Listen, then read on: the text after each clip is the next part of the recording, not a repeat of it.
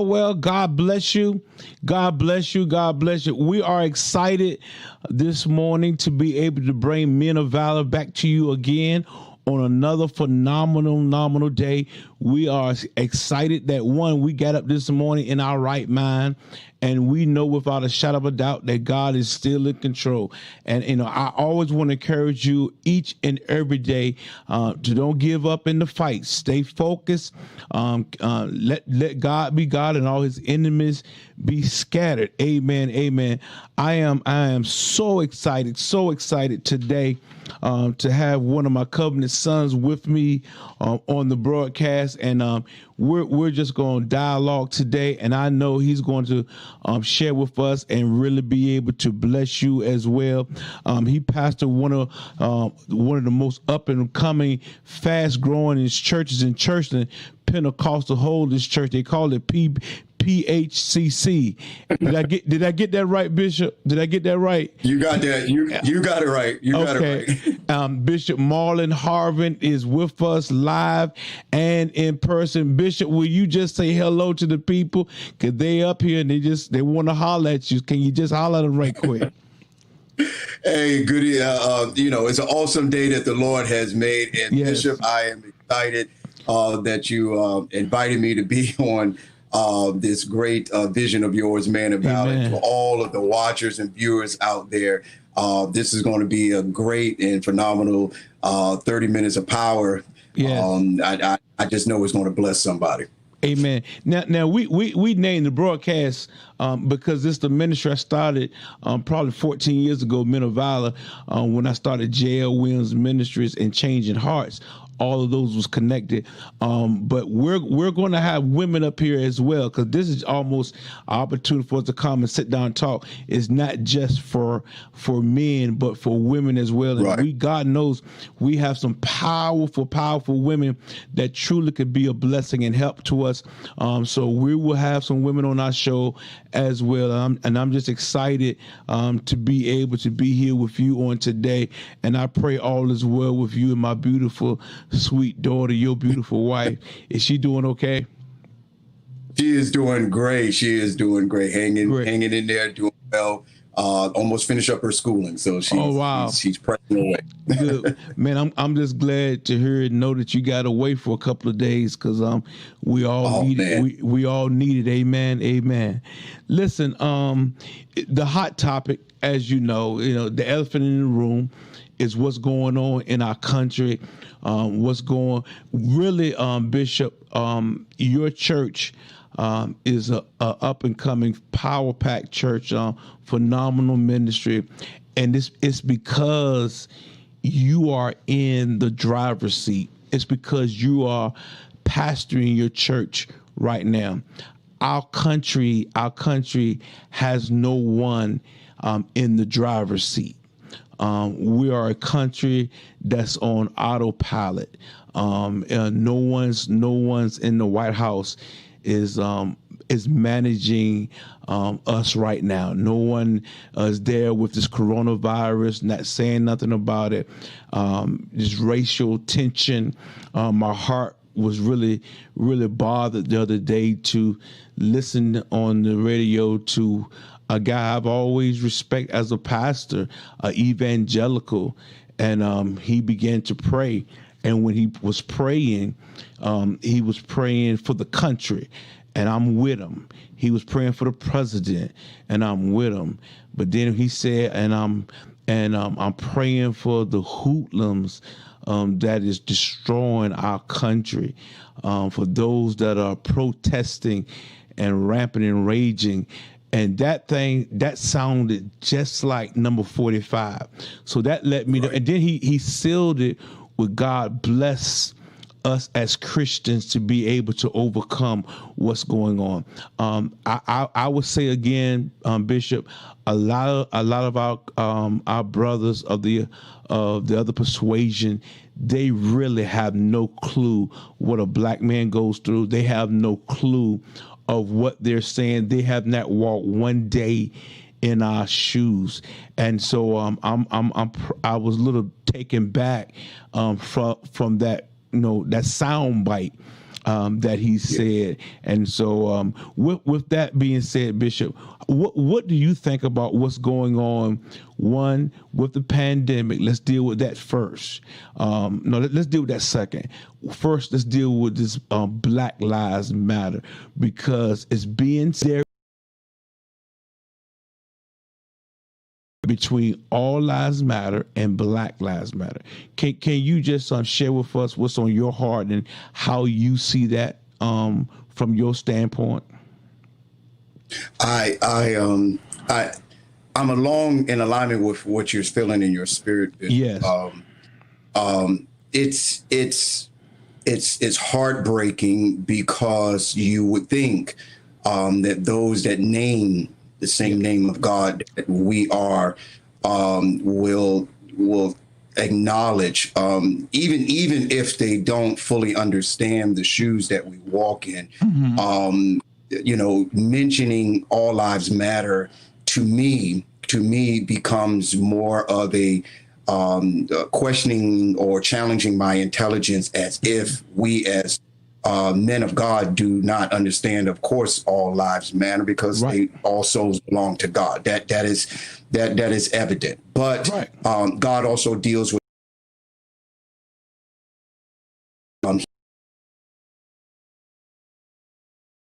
that went specifically of his people. Of course, he wanted to save the world, but he was specifically at certain points dealing with the issue that is at hand, and he sent prophets to deal with specific issues at hand. And so to just try to lump sum that all into an inclusive All Lives Matter desensitizes what we're going through, and it confuses really people, because now it meshes the message together to where we preach to everybody, but we understand that we also preach to the moment. We preach to the season right now, to have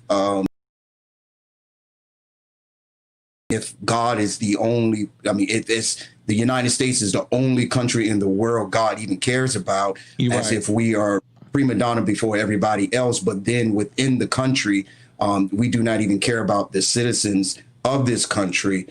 Bishop, I want to say just one thing.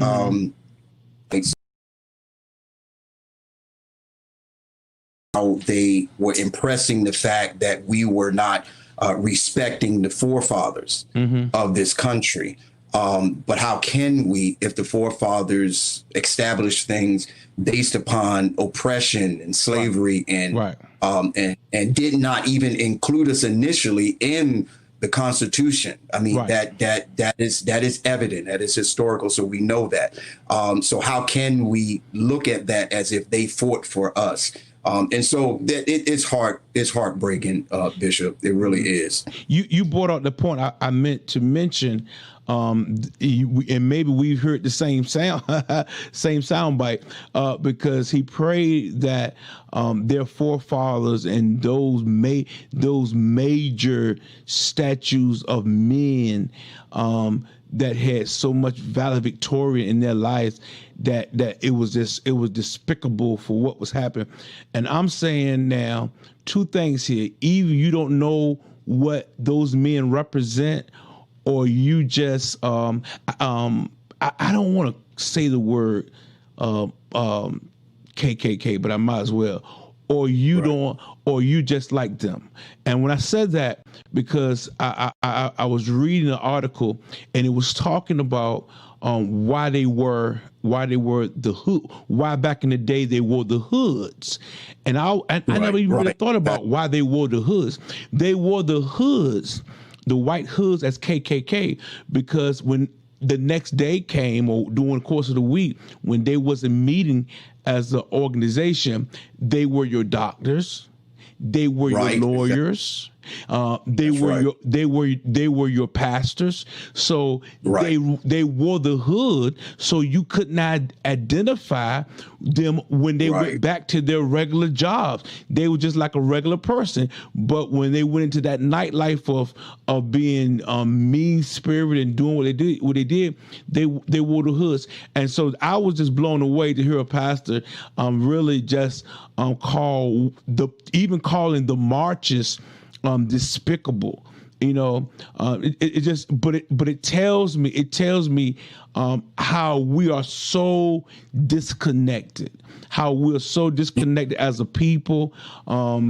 No one, you're a black young man and a pastor and a bishop and doing a phenomenal job, but no one will ever understand unless, and I'm gonna say it, unless they're black, how you feel each and every day, because you got people just feel for whatever reason that they're better.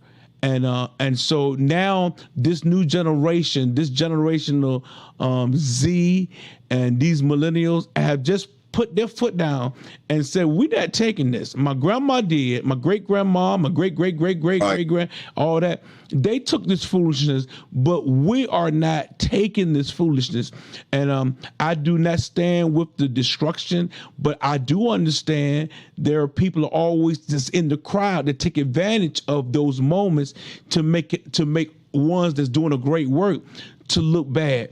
I will continue to say, when people say, all lives matter. Okay, let's pause, put a pin there for a minute. Bishop, if all lives matter, when this stuff happened over even 50 years during Martin Luther King's days, the civil rights movement, why wasn't they saying then all lives matter? Right. Exactly. Why wasn't that a question mark then? It's because now the emphasis don't even want to agree. Pence, the vice president of the United States, all he keeps saying is all lives matter.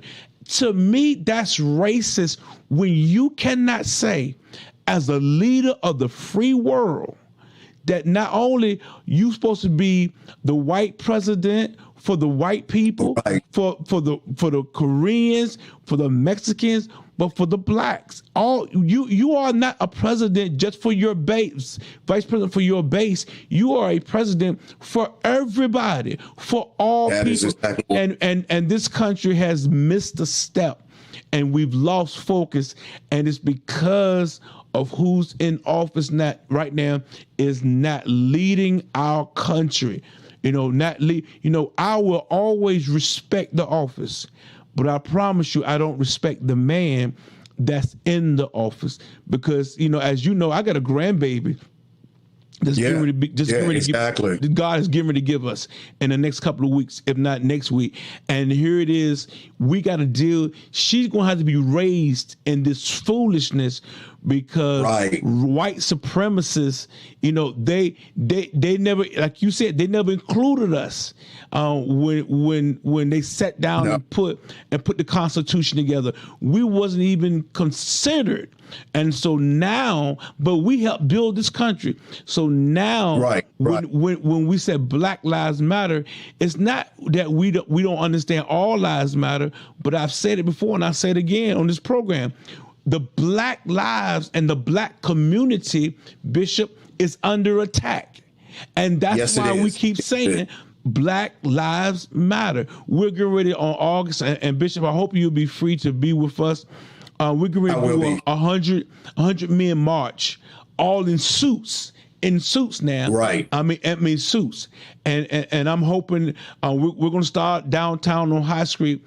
But it's something about when a black man put on a suit, sometimes he still don't get the respect that he's due. Exactly. Because they still find ways to, look at us all wrong. But I would say this, Bishop, and I'm going to ask you another question, ask you to respond.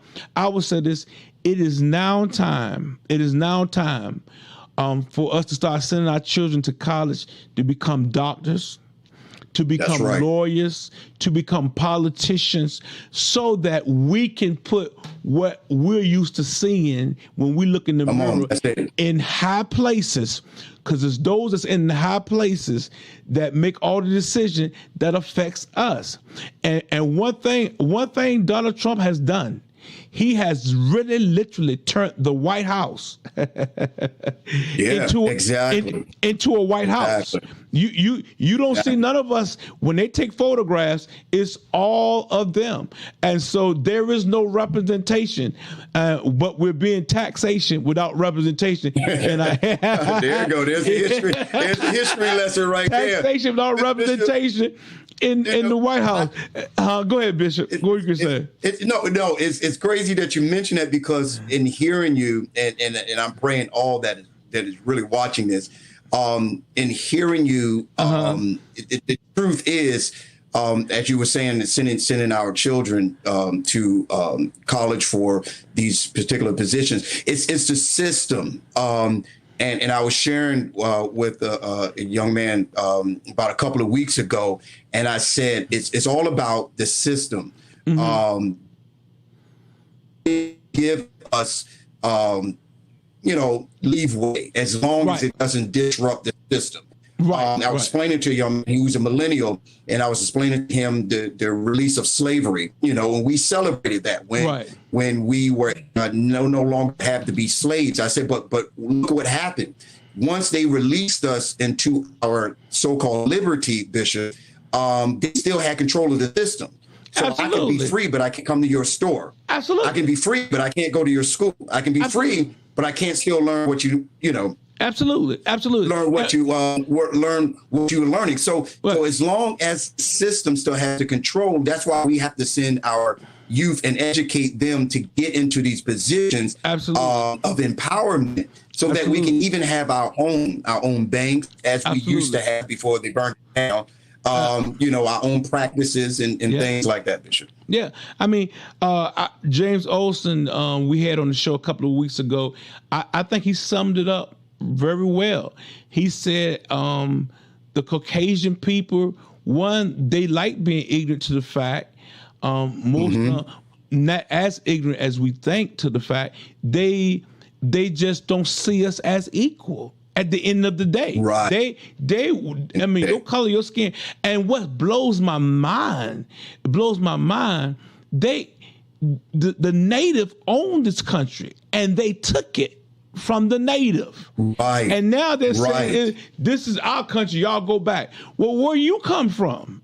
Exactly. To be real about it, I'm the first year, I am 55 years old. The first year, I have not even thought about. And he said, look, all y'all that's watching and giving us, throw some hearts up here if you agree with me. They even thought about celebrating the 4th of July, because the 4th of July was independence for them, but it's not independent for us. It was independence, it was freedom for them, but not for us. And so, as far as I'm concerned, my major holiday when it comes down to us is going to be June 10th. That's what I'm going to celebrate. That's what I'm going to celebrate. That's our day. But I have made up in my mind. Any date that's celebrating, now I'm taking advantage of the day off. If it's going to be a paid vacation day for all of my people, y'all. No, I'm agreeing. I'm agreeing with that. Y'all take off. Let them pay you. But we don't have to do what they're doing. We don't have to celebrate. Now, this broadcast is a day after from the 7th, because the 7th was yesterday. But listen, if I could have got to y'all beforehand, and do not buy anything on the 7th. At the end of the day, that was, don't, because it's time. It's time now for them to understand and feel that we are economically empowered, because we buy more stuff than anybody else. You know what I'm saying? Yes, we do. We buy more. We do. Listen, I've saved money here lately because I've been watching where I'm spending my money, and until when this can prove to me And years ago when I was a little boy and I was coming up through junior high school and high school, I worked at Wendy's. I lived on Wendy's. I ended up working my way. That dollar menu. There you go. That's it. I worked my way up through Wendy's. I ended up becoming a shift supervisor, night manager. I mean, the whole 9 yards. I love me some Wendy's, but until they can prove to me that they're not donating $500,000 to Donald Trump presidency, I ain't buying nothing from Wendy's. I'm not buying nothing from Home Depot. I mean, all of these people that we go and we clear our money, the reality of it is they spend what we clear to them to support others like a Donald Trump that keep the black people suppressed.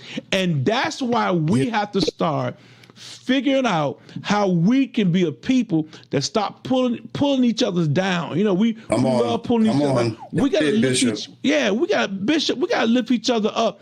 And listen, Bishop, if you get a business, I need to support your business. I've told the men, we gave all the names. Everybody that has a business in New Testament, listen, we're going to support your business. But guess what? I need you to do right by us when we support. Amen. What you think about that? That's right.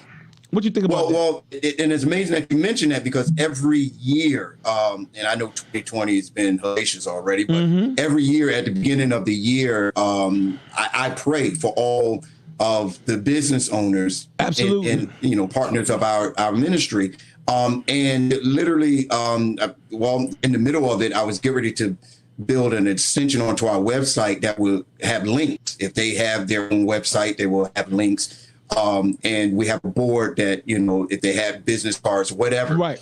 But you're exactly right. You're exactly right. This is something that the church does not do very well. But Bishop, you mentioned something else.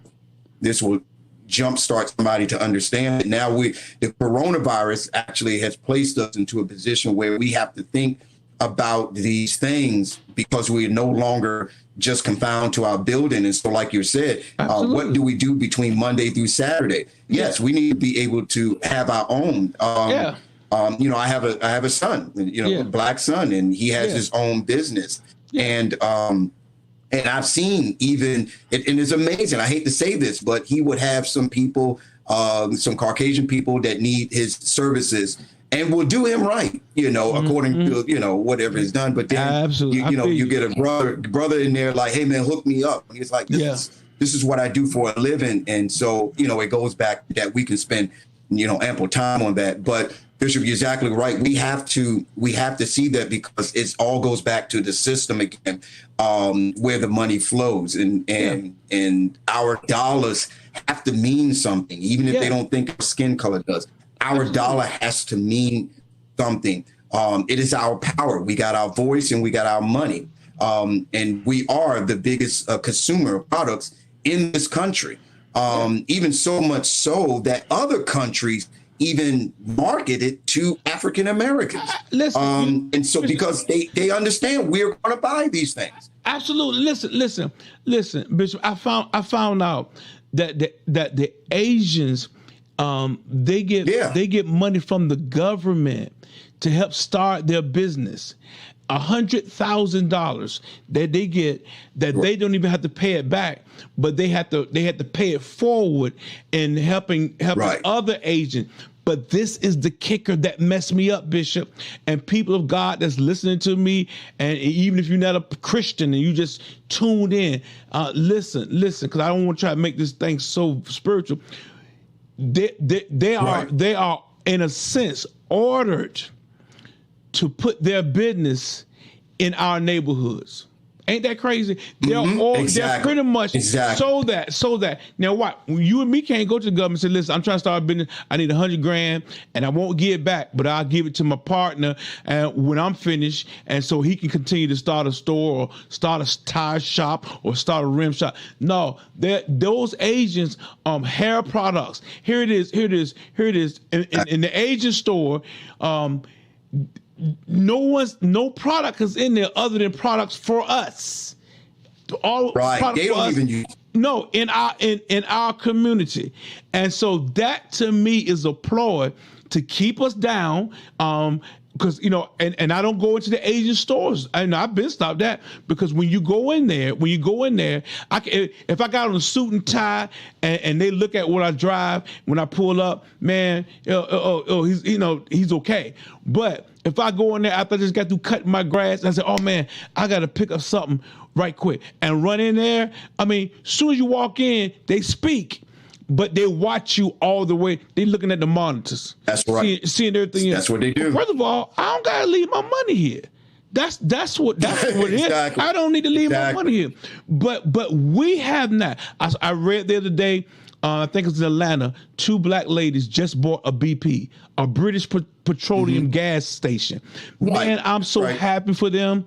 But guess what? I already know. I ain't worried about, the Caucasian people not buying gas no more.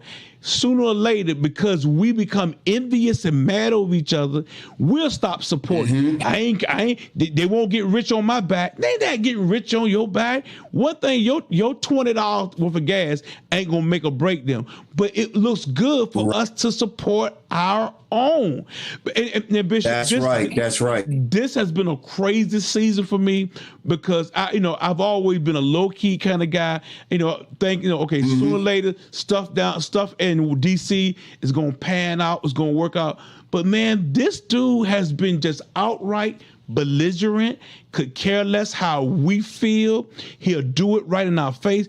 And so it's now time for me to continue to raise my voice to help my folks to understand. Listen, we can't keep going through this and not saying nothing. I'm excited that we're protesting. This is one of the greatest moves I ever seen in my life.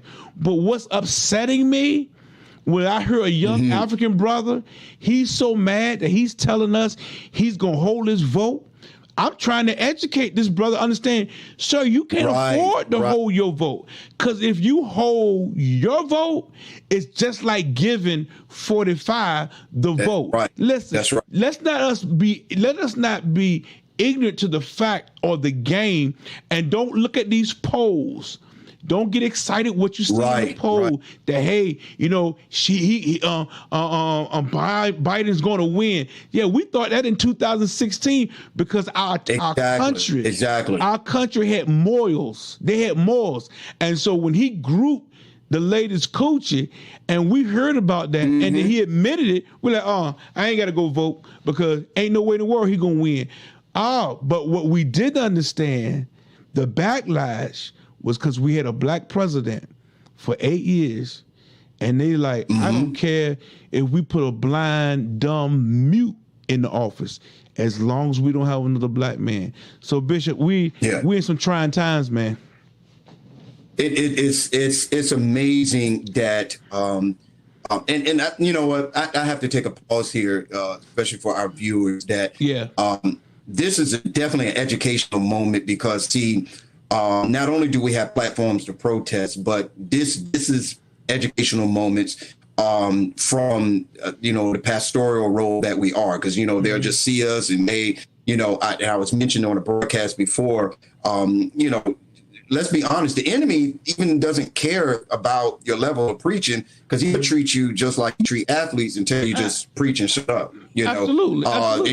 They told basketball players just shut up and dribble. So I've had some people just stay in your lane. I had somebody tell me, they just stay in your lane. You're just a preacher and preach the gospel. And I'm like, well, what does that mean? Because the fact of the matter is, Jesus started his ministry out opening up the scrolls and talking about the Spirit of the Lord is upon me to preach to the poor and broken heart. So he went straight to issues before he even touched and laid hands on anybody.